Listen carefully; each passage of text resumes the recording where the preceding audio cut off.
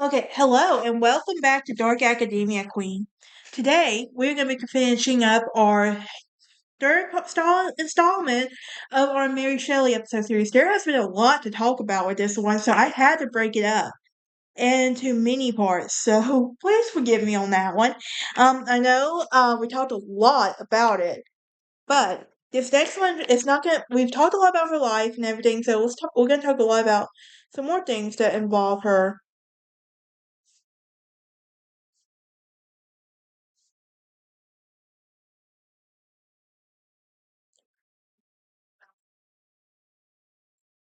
But anyway, Frankenstein, much like the Gothic fiction of the period, mixes a visceral and alienating subject matter with speculative and the thought of provoking themes.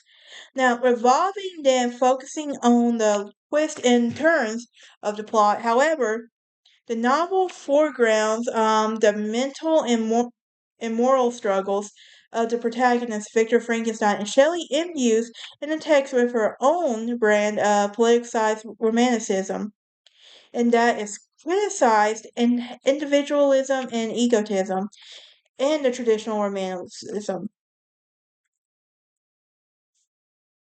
Now, she is beloved. She is believed the Enlightenment idea that people could improve through society in the responsible exercise of the political power. But she is also feared to have the irresponsible exercise in the power that will lead to chaos.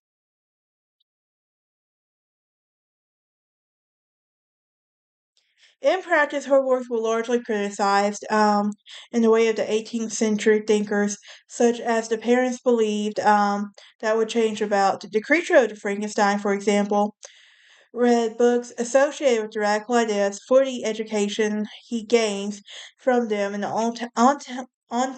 ultimately useless. And Shelley's work reveals her as less optimistic than Godwin and Wollstonecraft, and she lacks faith in Godwin's theory in humanity. It could eventually be perfected.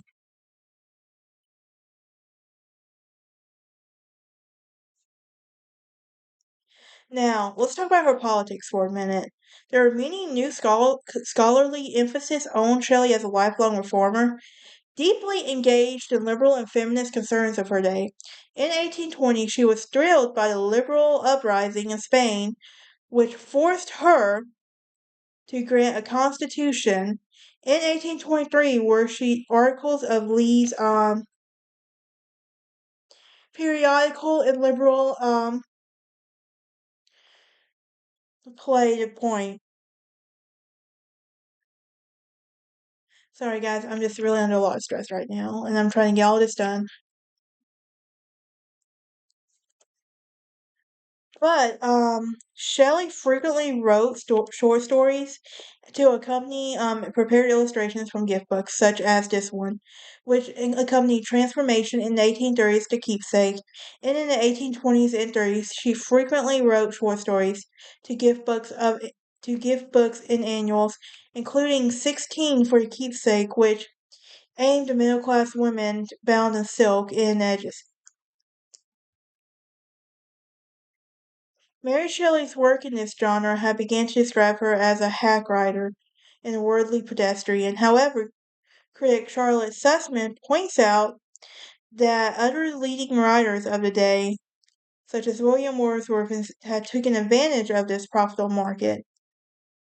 Many of her stories are set in a time and place far removed from the 19th century.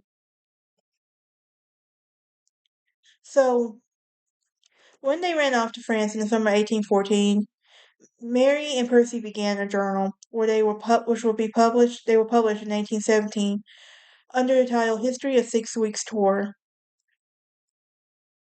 This was meant to give a perspective to history philosophical reformist rather than a conventional traveler.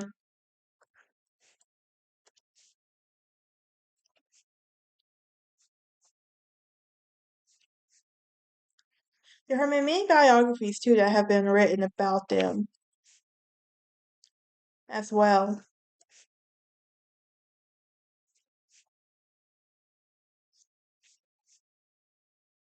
Now let's talk about her editorial work for a minute. So soon after Percy's death, Mary was determined to write his biography in a letter on November 17, 1822.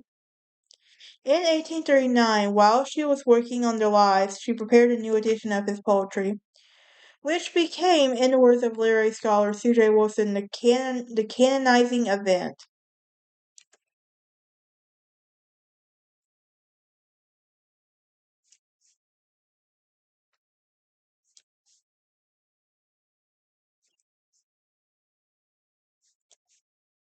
Now, she also, in her lifetime, she was taken seriously as a writer. Though reviewers often missed her writing's political edge, after her death, she was chiefly remembered as the wife of Percy B. Shelley and the author of Frankenstein. In fact, Introduction and After Letters in 1945, editor Frederick Jones really would write a collection of the present size and could not be justified by the general quality of the letters or Mary Shelley's importance.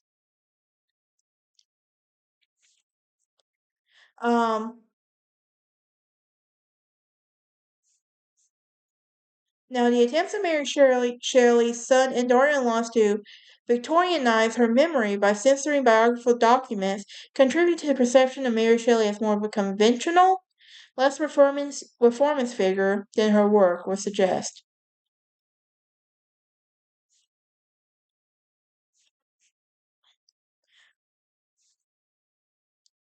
But what do you think? Was she a product of her time? Was she ahead of her time? Let me know what you think of Mary Shelley in her life.